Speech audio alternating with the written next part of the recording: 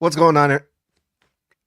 What's going on, everybody? This is the host of the Snug Wrestling Podcast, Edgar, and I'm here to tell you really quick about our friends from Shimmerwoods. When the bell rings and your brain's still bouncing off the ropes, reach for a Shimmerwood. These award-winning CBD-infused seltzers are crafted for calm clarity and balance. No sugar, no caffeine, no artificial anything.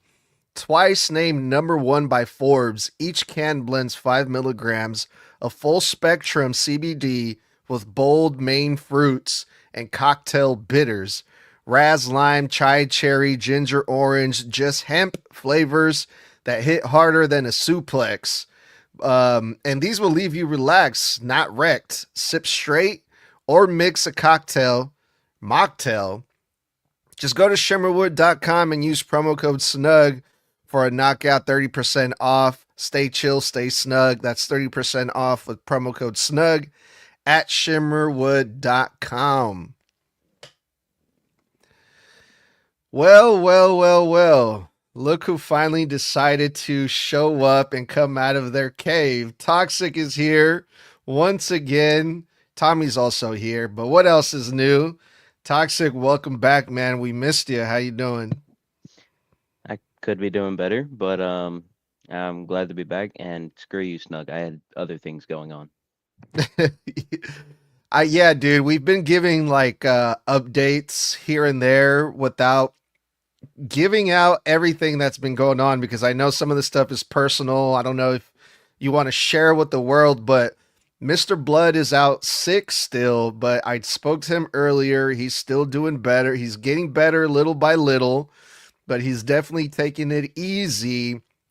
And he's not going to be with us today for these predictions that we're going to be doing for Survivor Series War Games. But for the people that have been wondering where the hell has Toxic been, Toxic, is this something that you want to share with everyone? What's been going on with you lately? Why you haven't been on the show? Or do you just want to keep it to yourself? Yeah, sure. I'll say. It's mainly been school. That's where I've been. I was also doing a thing where I was like a trainer for athletics. So for like football games, I would go to those. So I would only show up when I had time, which was like only once. And then here recently, my dog passed away. So yeah, that's where I've been. Well, there you have it. That's why Toxic has been out. He's been busy dealing with a lot of stuff, man. But he's back, and we're gonna do predictions. Tommy, how are you feeling today, bro? I'm feeling good, bro. After everything as of recently, honestly, I am hyped to get into these predictions. Yeah, for sure, man. We're days away for Survivor Series that's gonna go down in San Diego. And like usual, here at the Snug Wrestling Podcast, we get our reviews in the Wednesday before the PLE. So let's get into it, you guys. Let's get started with the main match, which is going to be the men's War Games team. On one side, we got Cody Rhodes, CM Punk, the Usos, and Roman Reigns versus Brock Lesnar, The Vision, Logan Paul, and Drew McIntyre. Now, there's a lot of history here with all of these guys, like since going back to last year's Survivor Series. I think it was you, Tommy, that re- reminded me that, hey, Cody is basically the only one that wasn't part of the War Games match last year, but Punk was, the Usos were, and Roman was also. So these guys have all been involved with each other, in some way, shape, or form for a very long time. And then on the other side, you got Brock Lesnar, who has a long history with Paul Heyman. And now that Paul Heyman is the manager for the Vision, this is just like this whole thing is just so star-studded, man. It has a lot of top names, a lot of top guys. So many things can happen here, but what do you guys think is going to go down? Me first, like usual. I believe so, yeah. Okay. Um, man, what a star-studded War Games match. It's just like you don't know what's gonna happen, but you know that people are gonna get their ass whooped. I mean, like you have the Beast Incarnate, which ugh, Brock Lesnar in there, which no one cares about really. I mean, the only thing that we care about him is him slipping on Monday. That's literally the only thing that he's been relevant for since he returned at SummerSlam, other than beating Cena, which he shouldn't have beat Cena. Anyways, I have to go with I have to go with Roman, the Usos, Punk, and Cody because I mean it's been a thing since since War Games was a part of Survivor Series, which there's only been once where the heels have won a War Games match, and that was the like in 2022, I want to say. Yeah, 2022. That's the only match where the heels have won War Games, but it's just it's just you know that the heels aren't gonna win. They get the advantage, but they're not gonna win. So that's my reasoning for thinking that the faces, I guess you could call them, I don't know what to call them, the faces are gonna win this.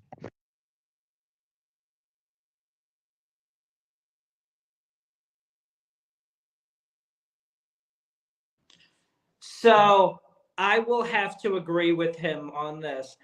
As much as I could see it going both ways here, I have to go with the babyface side simply because of the fact that Brock doesn't really need this. He already took down Cena, even though, again, he fucking should not have. And then you've got Braun Breaker, you've got Bronson Reed. Again, both of them don't really need this at all, need this win. You've got Logan Paul, who you could argue he does, but at the same time, he really doesn't. So when it comes to everybody over there, none of them really need this win as much as on the babyface side, on the other hand, Jimmy needs something. He absolutely needs a win because he's been on a losing streak so bad. So, if anything, Jimmy absolutely is the one that needs this win. So, I would not be surprised if the baby faces win via Jimmy getting the pin. All right. I mean, I would agree, but I mean, what else is new when it comes to Jimmy? I mean, I feel like he's pretty much used to losing all the time. Even when he was in the bloodline, he was like the bloodline jobber, you know. He would just get beat all the time. So, I don't think if Jimmy loses the war games, I don't think it would make much of a difference. I do got to disagree when you guys said that Braun Breaker and Bronson Reed don't need a win. I feel like they do need a win, and I think that's why I want the heel side of this men's war games to take the victory, especially because Bronson Reed just came back from losing to Carmelo Hayes. So I'm gonna give it to the heels here. You also saw a little bit of like, even though the babyface side is like super star studded, right? You got both of the champions, and you got Roman Reigns, which is a fucking massive team. But the egos there, and then the history between Roman and CM Punk, and then you got Cody who also wants to be the captain. I think that's gonna essentially damage their team and their chemistry and work against them. The heels are going to take advantage, and I'm going to go and I mean, it's going to sound crazy, but yeah, man, and then you also have Brock Lesnar too, man, who I mean, he just destroys everybody, but you guys are right. The heels have the advantage because on Monday Night Raw, Logan Paul got the pin on Jimmy Uso in the main event tag team. Another reason why I think the heels are going to win. But I also have a prediction here from Mr. Blood, who couldn't be with us today, but he was kind enough to text me his predictions, and I'm going to read what Mr. Blood thinks is going to go down in this men's war games. I think the Vision needs the win. They need to prove that they can do it without Seth. Also, it would be their first major win since turning on Seth anyway. Also, it's been a while since the heels have won a War Games, and I think it needs to happen. I think we're going to see some kind of betrayal on the babyface side. I'm thinking by Jay Uso, but overall, the Vision needs this to stay strong. And he also mentioned, Mr. Blood mentioned something earlier this week that I thought was very interesting that I wanted to mention, but I thought he would add it to his predictions, but he didn't. And I really like this idea, and I'm going to give him the credit. But he also said that the heels are going to win because Austin Theory might show up, join the Vision, and help them get the victory. And I would love to see Austin Theory show up. I know it sounds crazy because we haven't heard anything about Austin Theory, but I think that would be a great way to bring him back. You add him to the Vision, and hopefully we get something to look forward to, after this whole Survivor Series thing is all said and done. How do you guys feel about that? Anything you guys want to add for the men's war games? The sad part is he's not wrong. I completely forgot that Austin Theory could possibly be a little pin in the babyface's side. So I'm hoping he doesn't show up, honestly. I'm hoping that he shows up somewhere else and helps them out in some sort of way. But oh, Blood, you son of a bitch. You son of a bitch. You completely reminded me that Theory might be a spot in this.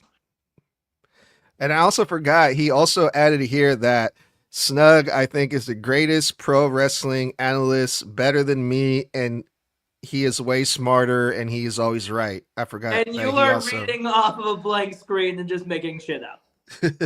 That is what you are doing. I'm just kidding. Shout outs to Mr. Blood. Hope you're doing good. All right, you guys, let's move on to the women's war games. Nia Jax, Lash Legends, the Kabuki Warriors, and Becky Lynch versus Rhea Ripley, Io Sky, Alexa Bliss, Charlotte Flair, and AJ Lee. Now, all of these women have just been beating each other up left and right for the past couple of weeks, some of them for the past couple of months. And we recently found out that AJ Lee and Becky Lynch were the last ones to be added to this. Despite everything that these women have been going through with one another because of the, involving the tag team titles, and then, you have the drama with Charlotte Flair and Rhea Ripley, I'm not too thrilled about this women's war games, if I'm being honest. But what do you guys think about the teams, the build up, and what do you guys think is going to happen here? One thing I noticed is that ever since Survivor Series came back, like the War Games came to the main roster in 2022. Holy crap! Every women's War Games match have had the tag team titles involved. Mm. It's weird to think that, and majority of the time they've been on the Kabuki Warriors, or a mix between Dakota Kai, which we're not going to talk about her. It's just weird. But once again, I'm going with Team Face because my God, I mean, how are you going to have Becky Lynch and Nia Jax? How are you going to have them coexist? They, even if they were going to swerve us and say, "Oh no, they're going to get along," I just don't see it. I don't see Nia and Becky getting along. They're just that one rivalry that, oh, it looks like they're about to get along and finally team up again. No, no. Why'd I say again? I don't know, but you get my point. So I'm going team face on this, and yeah, that's mainly it.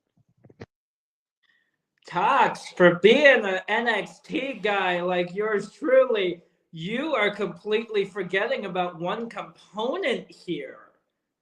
Lash damn legend. She in herself is a absolute powerhouse who has been in NXT for quite some time. I have a feeling like through all of this, this is how she's being called up. And here soon. Oh, she is? Okay. I'm pretty sure, yeah. So she has officially been called up. She's not really used to the War Games match, but I have a feeling like she is going to get it like that very quickly. So I'm honestly going with the heel side on this, specifically because of how much power you have in one team. Even though, yes, you have the genius of the sky who absolutely loves putting trash cans on her head and jumping off the top of the cage. The trash can psycho. Yes. But honestly, with the power that you have on that heel side within Nia Jax, the Kabuki Warriors entirely, Lash Legend, Becky is but 4 out of the 5 of them are absolute powerhouses in their own right. So honestly, I have to go with the heel side on this. Same. I'm sticking with the heel team on this one as well, because one of the things that stood out to me about this whole thing with the Women's War Games was the buildup and the drama between Charlotte Flair and Rhea Ripley. I think that's going to come into play at some point, which is going to work against them. And also, I have this weird feeling that Alexa Bliss is going to turn on Charlotte during this Women's War Games. Now, kind of like the men's War Games, there's been, some teasing of Jey Uso because he wasn't really happy with the way that Jimmy got added to the War Games team. Kind of the same thing here. I mean, the way that Charlotte Flair left Alexa Bliss hanging, she got her ass beat, and then Alexa Bliss cut that promo, right in front of the camera, speaking to Charlotte. I've been trying to call you, I've been trying to text you, you've been ignoring me. I know you're in town because you've been posting on social media and you left me hanging. I got beat up because of you. I don't think Alexa Bliss is going to forget about that. I think Alexa Bliss is going to turn on Charlotte, and that's going to be one of the main reasons why the heels are going to win the Women's War Games match.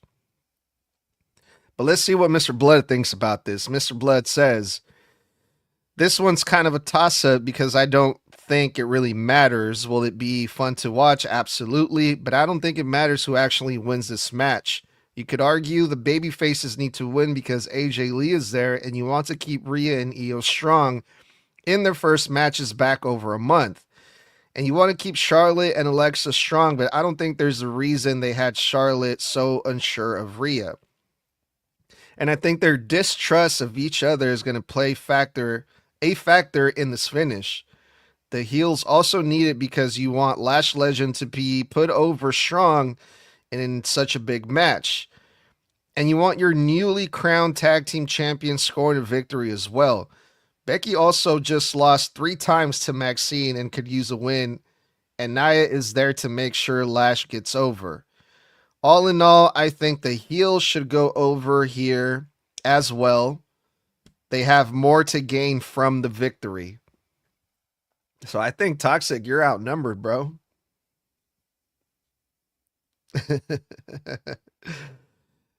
All right, y'all.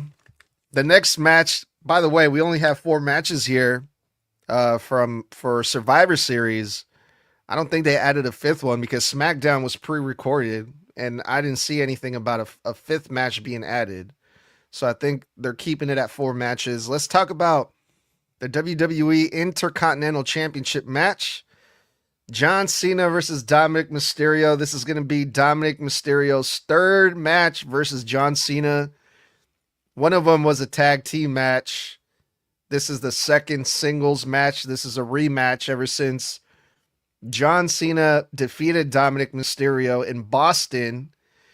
Dominic Mysterio has the chance to get it back in his hometown of San Diego. But it's been a fun ride with John and Dom. The promos have been epic. What we saw this past Monday Night Raw with the little John Cena was also very entertaining. Do you guys see Dominic Mysterio retaining his championship in his hometown of San Diego?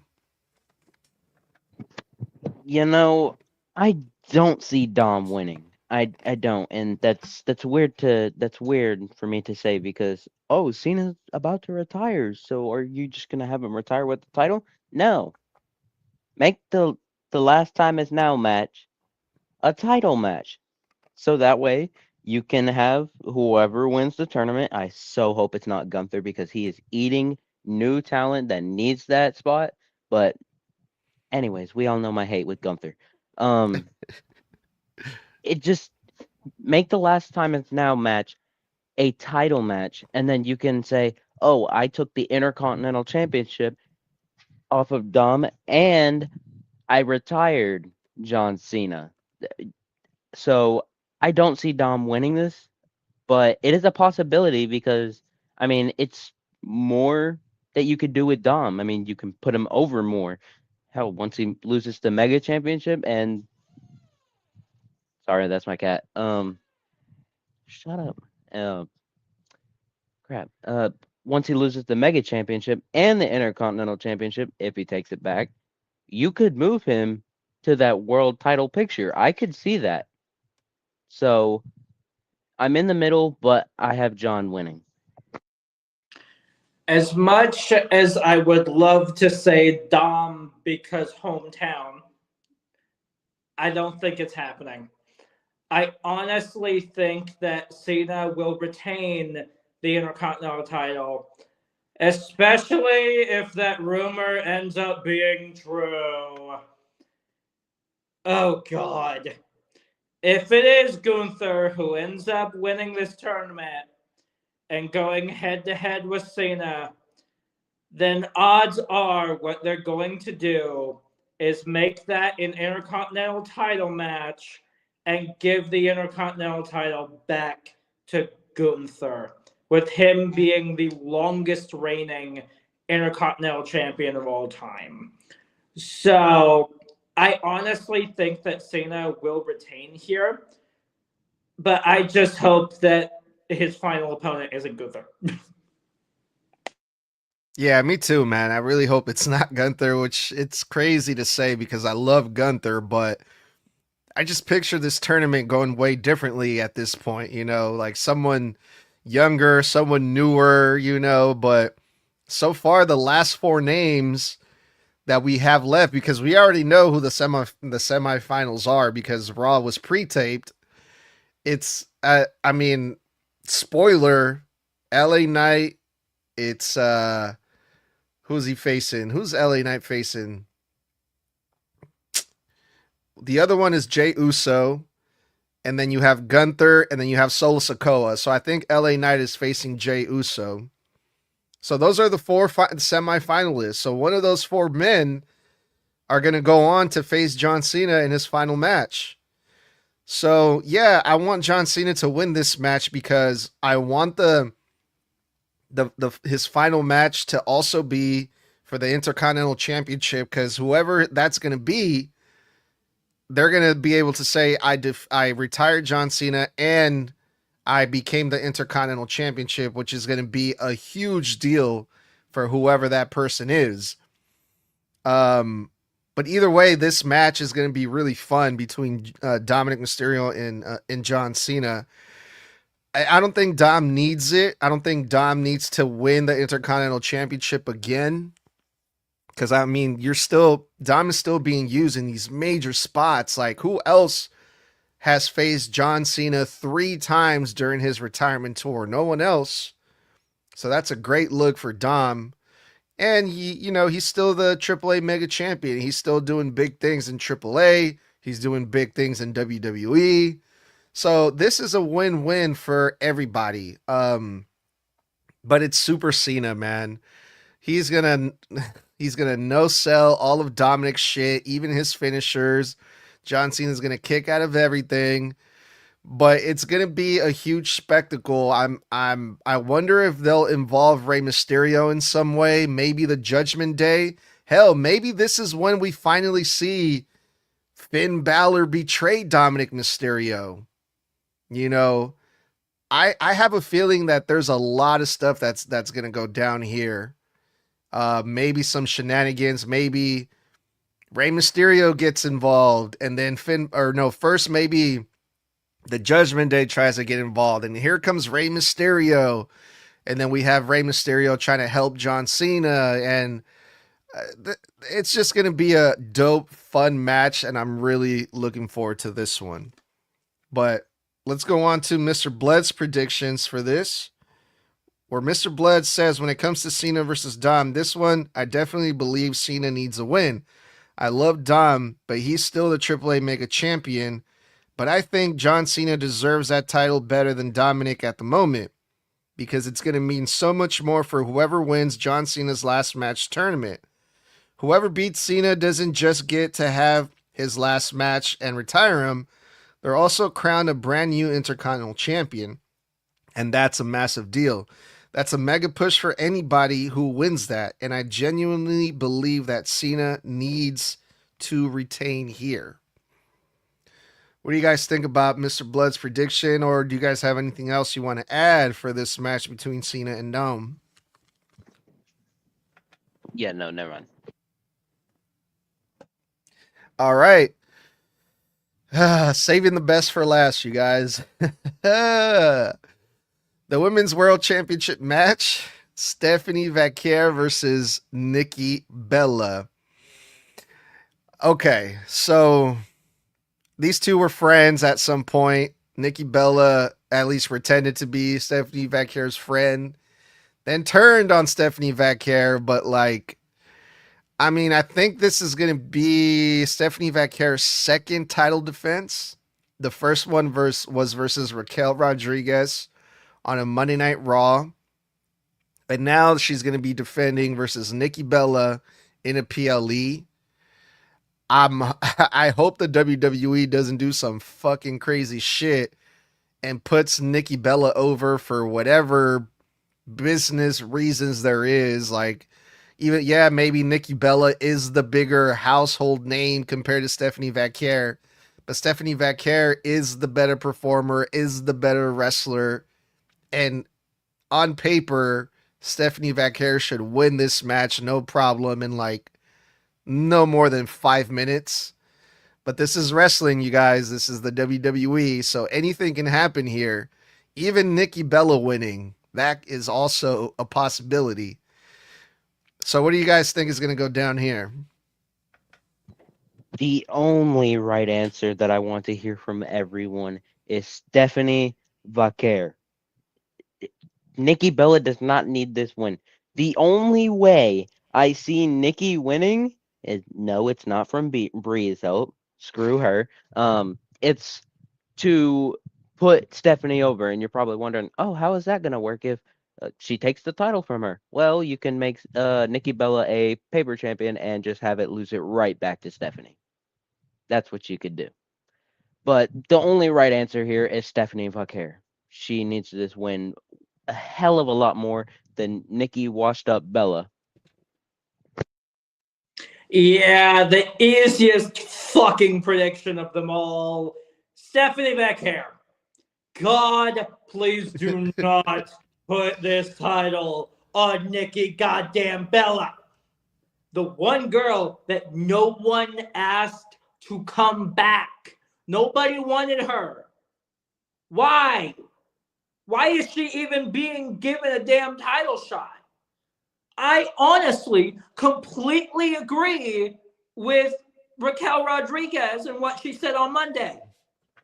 I completely agree wholeheartedly that Nikki Bella should not have this title shot, and it should be not Roxanne. It should be Raquel Rodriguez versus Stephanie Vaquer for the world title at SummerSlam. That's what it should be, but it's not. So it has to be Stephanie Vaquer. But what I would love to see eventually is Stephanie Vaquer versus Rhea Ripley for that world title. That would be one hell of a match. Yeah, that would be crazy. Um, yeah, man. Again, I hope, because I've been hearing a lot of crazy shit when it comes to this match that I hope it's not true. But I mean, Tommy, you asked this question, like, why is it Nikki Bella? And if you remember, Mr. Blood put this perfectly well the other day when we were talking about this. At least Nikki Bella is a big, popular household name in the WWE that people recognize.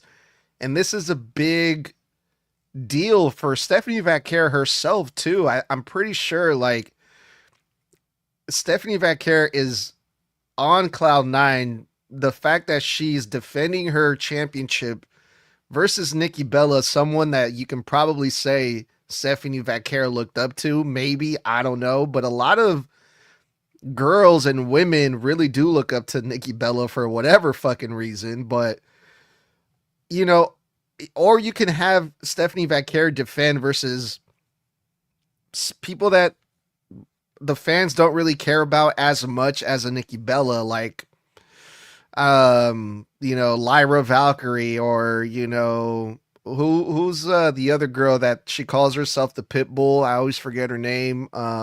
Ivy Nile. Ivy Nile, or Mia Yin, people like that, BFAB. And I'm not saying that they're not good or anything, but they're not as big of a character or as big of a name as a Nikki Bella. So in that sense, I think WWE kind of did make a good decision, even though I cannot stand to watch Nikki Bella wrestle. But it is going to put butts in seats, at least for the WWE fans. But I hope that they don't pull some shit and they put over Nikki Bella. But let's see what Mr. Blood thinks about this match. All I can say is that this is the one match on the card I don't think anyone gives a shit about. And I think it's pretty obvious that Stephanie needs to retain here. It's her first major title defense since winning the thing. And I don't think they're going to have her lose after just over a month of holding it. I don't care if it's Nikki Bella. I also don't believe this will be the only match they have. I believe that there's going to be a series here, much to my dismay. But yeah, Stephanie needs to go over and stay strong here. So yeah, overall, I think, except for the Women's World Championship match, I think we have a pretty crazy show to look forward to this weekend, you guys. I'm hyped for it. And I hope everyone listening, I hope this helps you get hyped for it as well. It gives you guys something to look forward to, something to think about. And here's to some crazy shit going down this weekend, right? All right, you guys, are you guys good with your predictions? Anything you guys want to add before we get up out of here? The biggest thing here is that my biggest thought right now is that Stephanie does not need to lose it. She's had a little bit more than a month. But unfortunately, as much as I love this team, the one team that really needs to start defending stuff right now, I love the Wyatt Six, but that's who it is. Because they've been holding those tag titles for almost 140 days. And they have not defended those things in a hot minute. So overall, it's them who really need to figure out what the fuck they're going to do with them and have them actually defend those tag titles. You know what they've been doing, Tommy? They've been showing up on AAA a lot recently.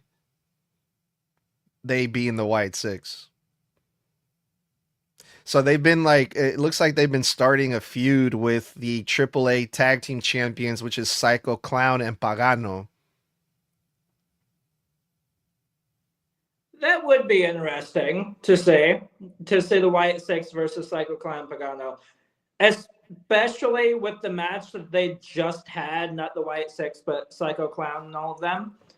Like, they just had one at the most recent AAA show that they put out.